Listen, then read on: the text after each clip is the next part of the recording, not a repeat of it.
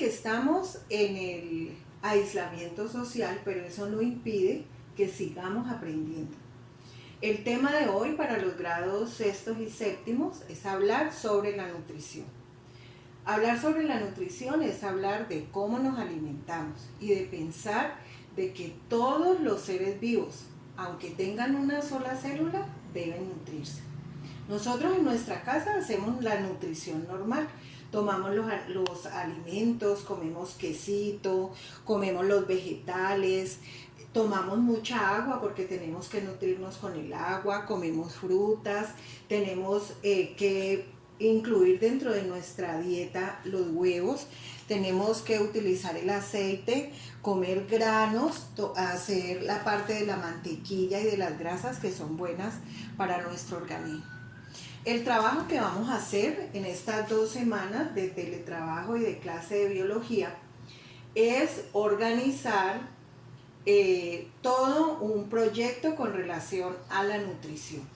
Este video está compuesto de esta explicación que les estoy dando ahora, de 2 videos que ustedes van a ver, 2 cuestionarios que deben contestar, 2 talleres, y tienen plazo para hacerlo hasta el 10 de mayo, cuando ya terminamos el trabajo.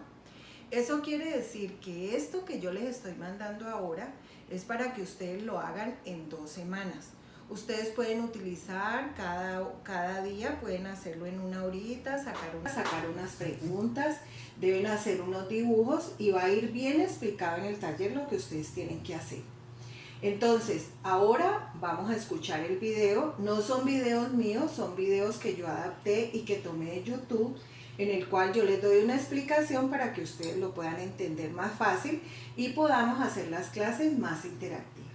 Recuerden que siempre que empecemos las actividades, ustedes primero deben hacer la oración, deben estar en un lugar cómodo y aireado, oyendo la clase, y también deben disponerse, no se distraigan, todavía no coman, sino que el pedacito de clase que ustedes van a oír, lo van a oír con toda la disposición. Recuerden también que yo los quiero mucho y que quiero que estén en esta clase y que aprendamos bastante ahora sobre la nutrición, las clases de nutrición y los diferentes organismos, cómo se nutren.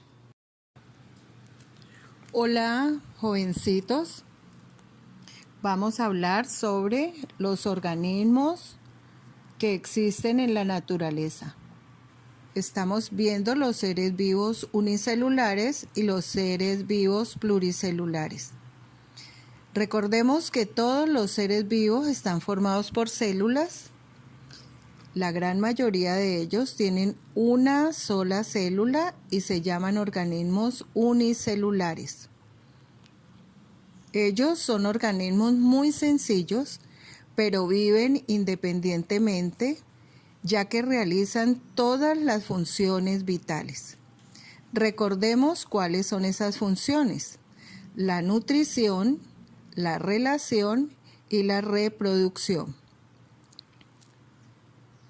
Las bacterias y los protozoos son ejemplos de organismos unicelulares. La gran mayoría de ellos son capaces de realizar su propio alimento, pero también otra gran parte deben alimentarse de otros organismos. Son tan pequeñitos que se deben ver a través del microscopio, por eso se llaman microbios o microorganismos.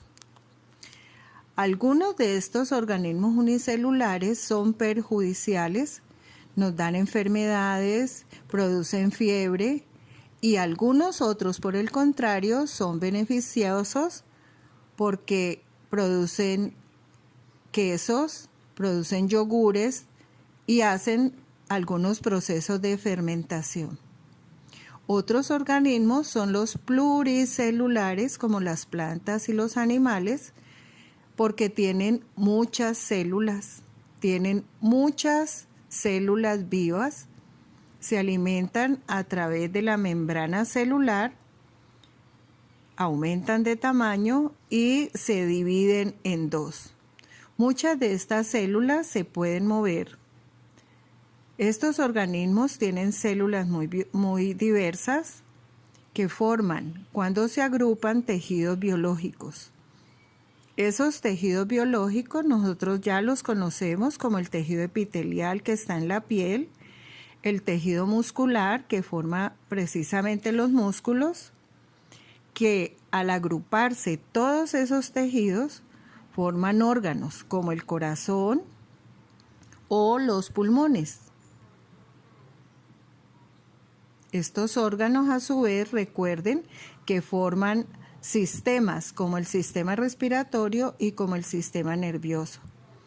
Estos sistemas se agrupan y entonces aparecen los seres vivos como una hormiguita, como un gran toro, como estos niños que juegan muy felices en el campo. Aquí tenemos entonces la diferenciación entre estos seres vivos. Dibujémoslos y hagamos la diferencia entre estos dos clases de organismos.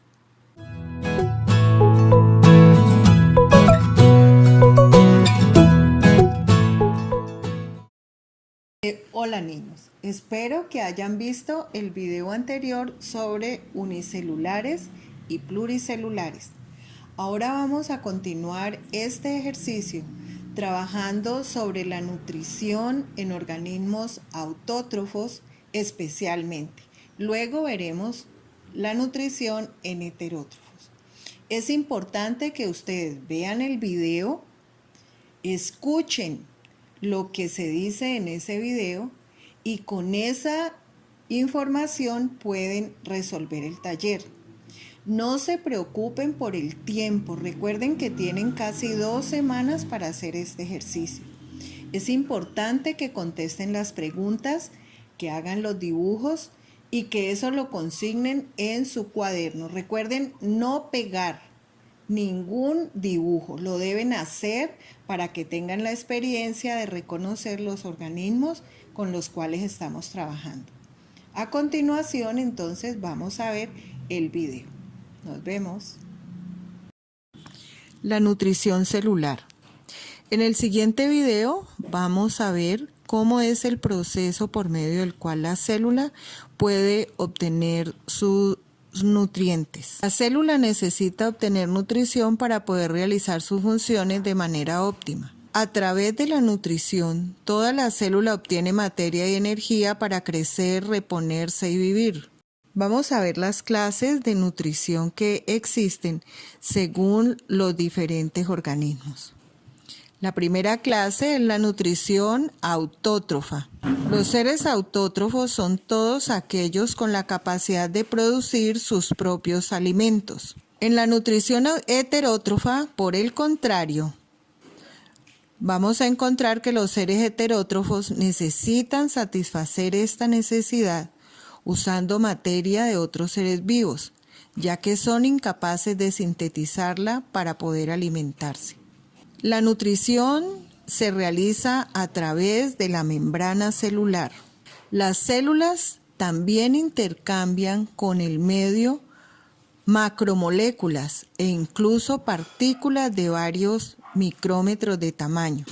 Es decir, las células pueden incorporar partículas muy pequeñas que fácilmente entran al organismo o por el contrario, partículas muy grandes para ellas que se les dificulta realizar el proceso.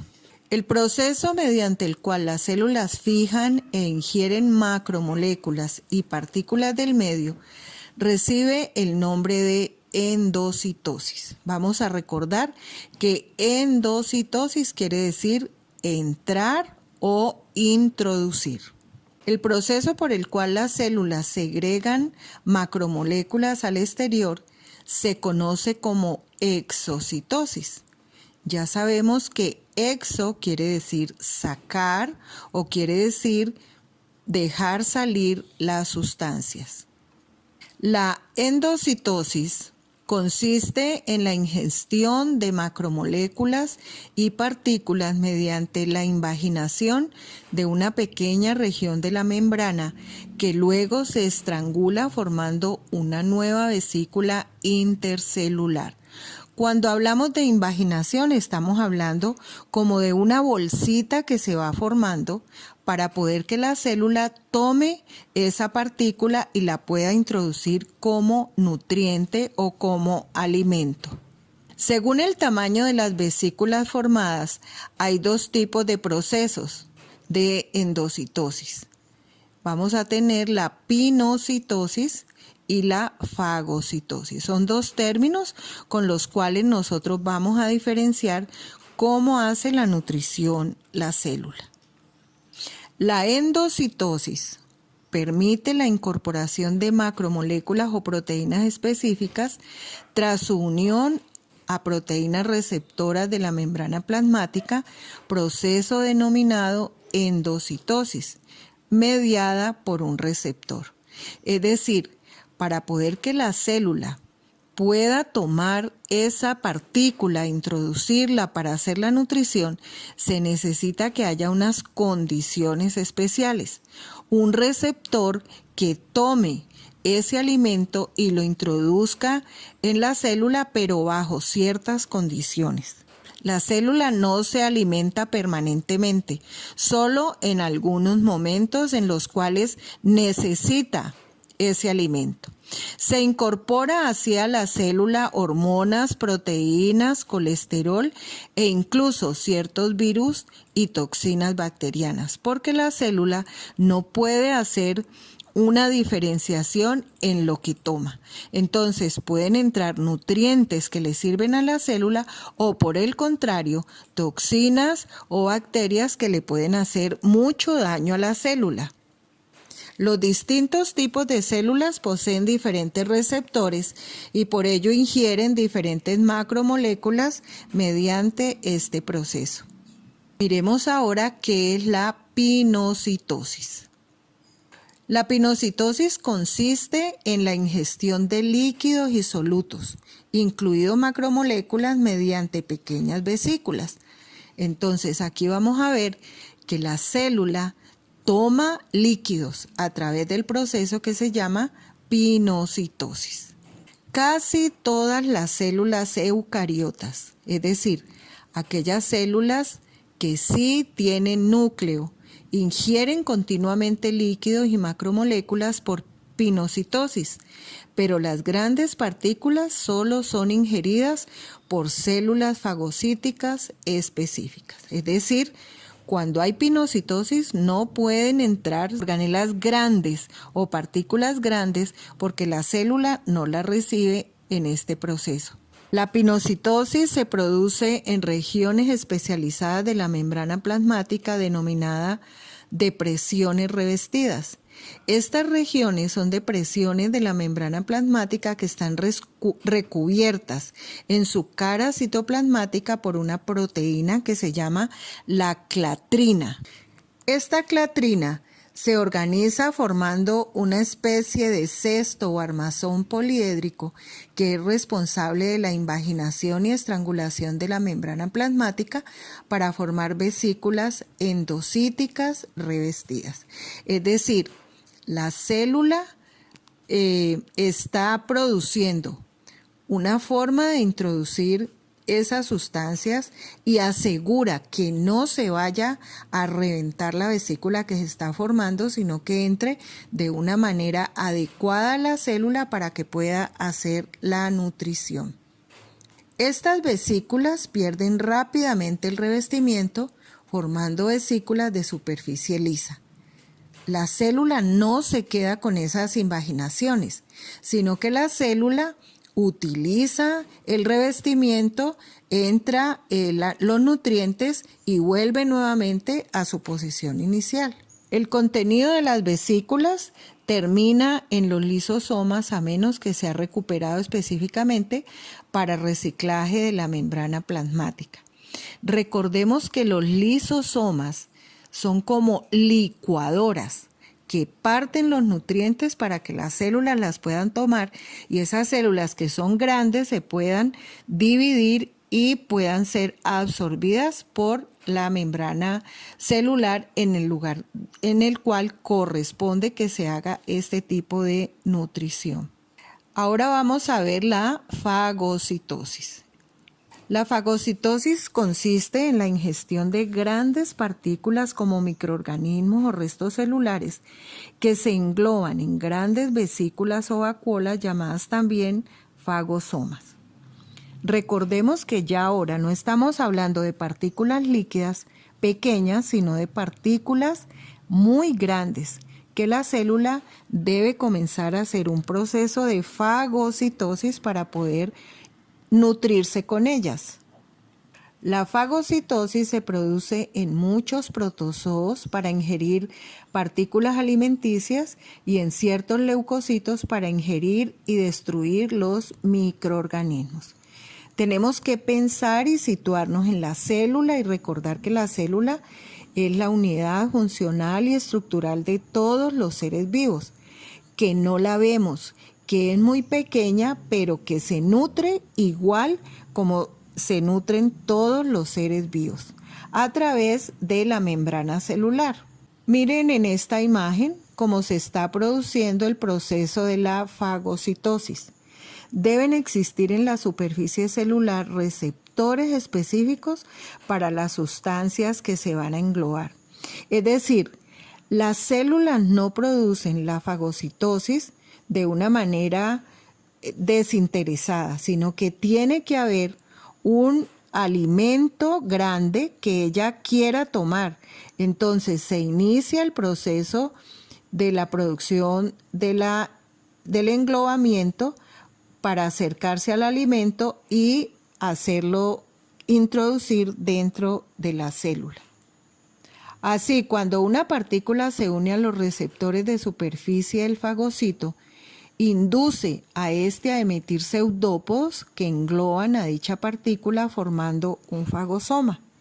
Los pseudópodos son formaciones o falsos pies que hace el citoplasma de la célula para tomar esos alimentos y poderlos introducir dentro del sistema celular. Miremos el ejemplo de este proceso. En la parte de arriba y en la parte de abajo nos está mostrando cómo la célula toma esas partículas y las introduce para poder nutrirse de ellas. La exocitosis consiste en la fusión de vesículas intracelulares con la membrana plasmática y la liberación de su contenido al medio extracelular. Recuerden que ahora ya estamos hablando es de cómo salen las sustancias que la célula no necesita, cómo las expulsa de su interior por medio del proceso de la exocitosis. Las moléculas segregadas en este proceso de exocitosis pueden adherirse a la superficie celular y pasar a formar parte de la cubierta celular o glicocáliz, incorporándose a la matriz extracelular. Pueden difundirse haciendo el medio interno, sirviendo como alimento o señal a otras células, difundirse hacia el exterior como las enzimas digestivas.